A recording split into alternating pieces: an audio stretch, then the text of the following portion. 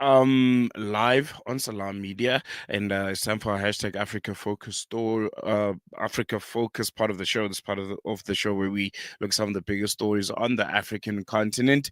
And this time around, we'll be turning our attention to Nigeria, where a dramatic development has underscored the deepening security crisis that is gripping the country. Earlier this week, the government confirmed the release of 100 school children who had been abducted from St. Mary's Catholic School in Papiri, Niger State. A mass kidnapping that took place on November 21, 2025, when armed gunmen seized more than 300 students and staff. And while the release brings hope of some kind to families, many children and teachers remain unaccounted for, and the broader context of repeated kidnappings across Nigeria raises a grave question about state capacity, security strategy, and just the future of education for vulnerable communities. And to help us get more insight and understanding of this story and the latest on the ground, is Dr. Abdul Rahman Abu Hasimu, who's from the University of Abuja, and he's going to be chatting to us about the latest on that front. Dr. Hasimu, thank you so much for giving us your time. Really, really appreciate you joining us live from Abuja, Nigeria. Thank you for having me. I think for our listeners here in South Africa who probably don't know the background of the story and the context of those missing 300 children, can you give us a bit more insight and share with us the latest regarding the release of the 100? Okay, thank you for having me once more. The issue of kidnapping did not start today. It dates back to 2011 when the Chibok girls were taken away from their schools. And that marked the beginning of targeted of school children, especially female students, that are always kidnapped from their schools. That happened within the context of Boko Haram insurgency in the northeast of Nigeria. And when the school was targeted, it was done because people felt that it is in line with the mantra or the campaign mantra of the Boko Haram insurgency, which simply means that Western education is forbidden, is haram. So Chibok school was targeted and those girls were taken away. Fast forward, the Depchi incident happened where some girls were taken away from their school in Depchi in Yobe State. The Chibok girls incident happened in Borno State. Chibok was part of Borno State, and you know Borno and Yobe shared the same border. So it was an enclave where Boko Haram was really happening. Then fast forward, it spiraled into Kaduna State when Nasser El-Rufai was the governor of Kaduna State. And he made mention of the fact that the federal government should not negotiate with terrorists or bandits, as the case may be. And Kaduna became a focal point of attacks and coordinated effort to kidnap and take hostage students. And that continued, and the federal government of Nigeria responded within that very particular period with what is known as a Safe Schools initiative. The Safe Schools initiative is meant to ensure that students are safe in their schools. And the federal government partnered with NGOs, especially it was even Gordon Brown that popularized that idea, and funds were budgeted to ensure that schools are safe. Schools without fences were provided with fences and other security measures. But again, the level of sophistication that really goes into the kidnapping of students in the schools is more than what the government is putting in place as a measure. And don't forget the fact that Nigeria is a very large country, and we have a shortfall in terms of the number of police that we needed on the ground. The same thing goes for the armed forces, so that the numbers that are required are not readily available. And it's not as if there are no willing persons to join the police or the armed forces, but the federal government has not deemed it necessary until now that it is recruiting to fill those gaps. And then before you knew it, the kidnapping in Kebbi State happened. And those, it was coming at a time when Trump was alleging Christian genocide in Nigeria, and Mm, when KB community was attacked and the students taken away, the information put out there was that some communities that are Christian dominated in KB State. You know, in KB State, you have a mixture of Muslims, Christians, and the traditionalists coexisting mhm, in KB State. So the information that was put out there was that a Christian community was attacked in KB State and some students were taken away. It was later on debunked. It turned out to be false. I wouldn't know the correlation between the targeted invasion of the school and then taking hostage of the student and then announcing that a Christian community was attacked and Christian students were taken away. It was coming at a time that we were saying that the insecurity in Nigeria is multi-layered. When you reduce mhm, it to religious war or conflict or crisis, you risk really obfuscating the entire uh, ga- ga- gamut of the crisis because the crisis span resource conflict to conflict over resources, and then you have the insurgency in the northeast, you have the bandit in the northwest, and north central, you have farmer others conflict in mm, the north central. So when you reduce it to Christian genocide, you risk not even comprehending these challenges. Then before you could say Jack, uh, Niger State kidnapping happened in a school. So the question is, desperate? Uh, who is desperate to pitch Muslims against Christians in Nigeria? That the target at a point that we're saying it is not Christian genocide. It is a conflict that is involving Nigerians and it is conflict that is affecting Nigerians. In Zamfara State, you have cattle rustling, and mm, it is not Christian versus Christians or Christian versus Muslim. It's Muslims versus Muslim.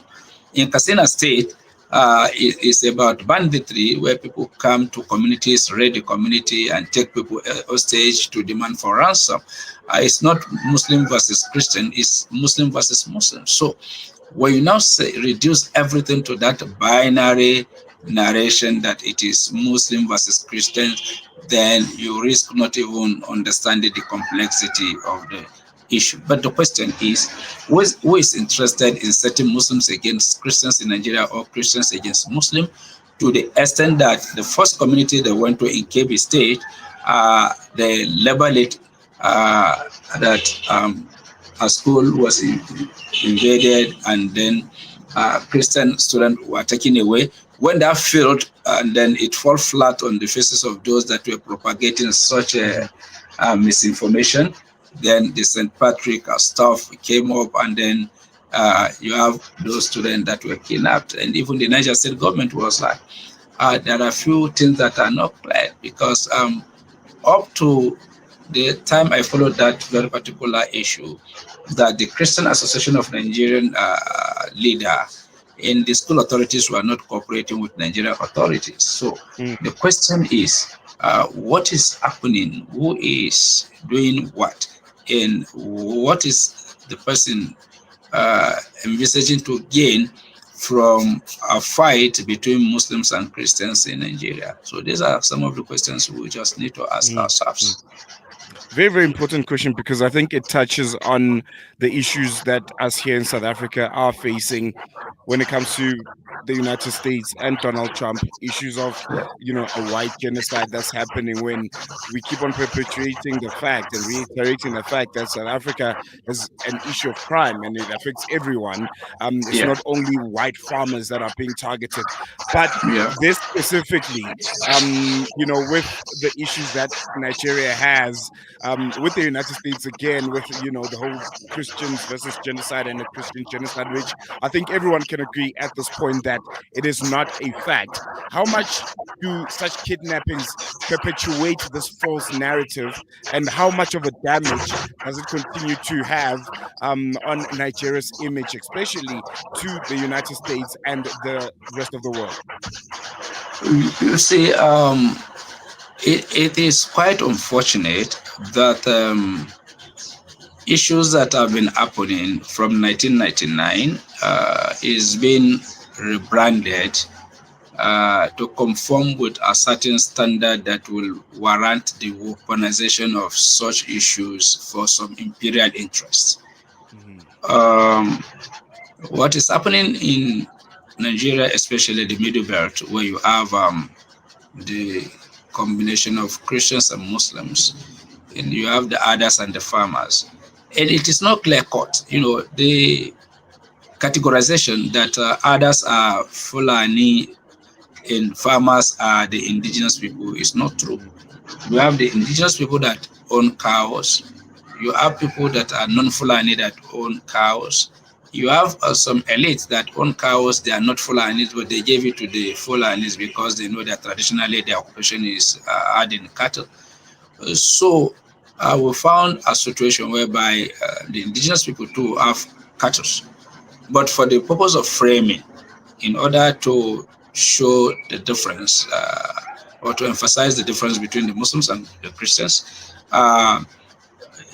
the merchant of violence that are promoting these narratives dichotomize it into others as perpetually Fulani and then farmers as the indigenous people, which I said earlier on is not true. Now, since 1999, there was a dangerous politics that engulfed Nigeria, which is what has been termed indigenous settlers conflict. Here you have a group of people that have lived in an area for, say, more than 100 years, and they are not supposed to aspire politically either to represent themselves or to represent their people. So all they can do is to vote in an election. So, for instance, in Benue, in Plateau, and all over the country, it is like that. So if you are from Plateau and you are indigenous to Plateau, and somebody from Kano State that has lived in Plateau for 100 years, his great-grandfathers went to Plateau and settled, that you cannot aspire to become the governor. So since 1999, when we returned to democracy, if you want to aspire and they consider you not to be indigenous, since you are not, your parents were not given birth to, or your great-grandparents were not given birth to in Plateau, so you cannot aspire. So that led to tensions and clashes and killings. And even the Reverend Dachomo, that has been promoting this issue of Christian genocide, wrote a book where he said that what is happening is a reprisal attack. And when you say it is a reprisal, it means that there is an existing conflict that a party is not willing to forgive. So you attack me, then I retaliate, but I will choose the time to retaliate. It's different from when Muslims come together to say, look, we need to exterminate Christians. We need to kill all the Christians. So a reprisal attack that has become continuous cannot be turned into genocide because you were part of the process. You attacked me, I retaliated. You are not willing to forgive, you attacked, I'm not willing to forgive, I'm attacking. Right? So it is said in his book that it was a reprisal attack that has become continuous. So in that situation, you cannot just say a Christian genocide is happening because as a Muslim, I've never participated in any killings in Nigeria, let alone in Plateau. I'm not a party to the killings there. The Muslims in Zamfara that have been killed by their own fellow Muslim brothers that are killing them, right, are not alleging Christian genocide because even if a Christian is part of it, it's not the whole Christians that are part of the entire process.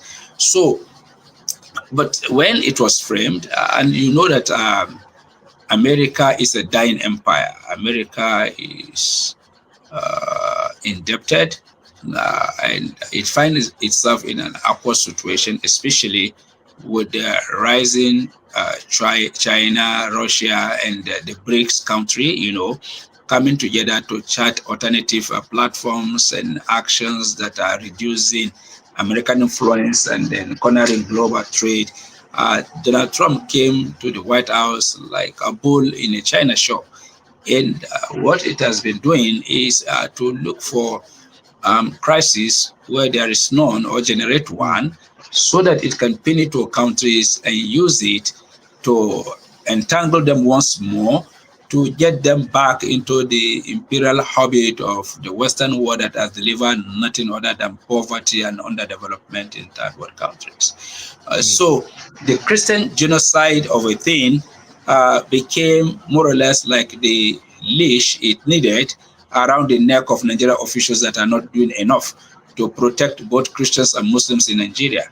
That is just the fact because year in, year out, monies are being budgeted for the provision of security. And what we're seeing is deterioration of security. When you have a country that enough is not being done to fight corruption, where public officials are not all accountable. For if I'm president of Nigeria, all I need to do is to give you a target to say, look, as the chief of army staff, whatever you are, either the inspector general of police, within 3 months, I want you to end this. And if you don't end it, I sack you and possibly prosecute you for mm, sabotage, mm, and then people will sit up. But that is not happening. And that is exactly what is happening in South Africa, where Donald exactly. Trump is talking about the white minority as if the entire South Africa is about the white minorities. So what happened to the black majorities?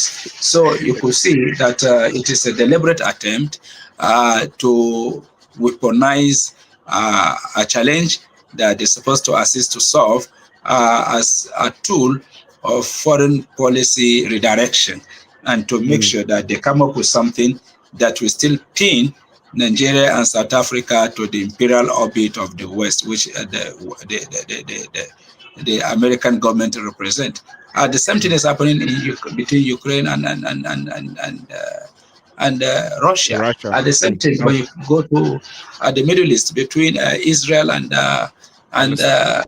Palestine. But look Mm, at the severity with which they try to punish Russia in protecting Israel. On the other hand, what sort of a double standard is that? The world ought to be for everybody, whether you are atheist, whether you are Muslim, whether you are African, whether you are black, whether you are mulatto, or you are Nigerian or South African. mm, So the whole thing is supposed to be about peace, peace, peace, and peace, so that everybody can thrive. But reducing mm. it to issue of white minority and Christians in Nigeria as if Zero the sum. life of the white is more precious to the Mm, life of the blacks, or the life of a Christian is more precious to the life of a Muslim in Nigeria is unacceptable. What is happening is affecting everybody, whether in South Africa or in Nigeria. So, whatever solution anybody is coming with should be a solution that will address these issues so that Africans in their trove could thrive and enjoy peace and mm. tranquility. There you go. Dr. Hamisu coming us to us live from Abuja. Thank you so much. And always appreciate you giving us your time here on Salam Media. Hope we chat again soon. Thank you for having me. And with that, we've come to the end of this edition of hashtag Africa Focus. We're going to take a quick break. News and views continues after this.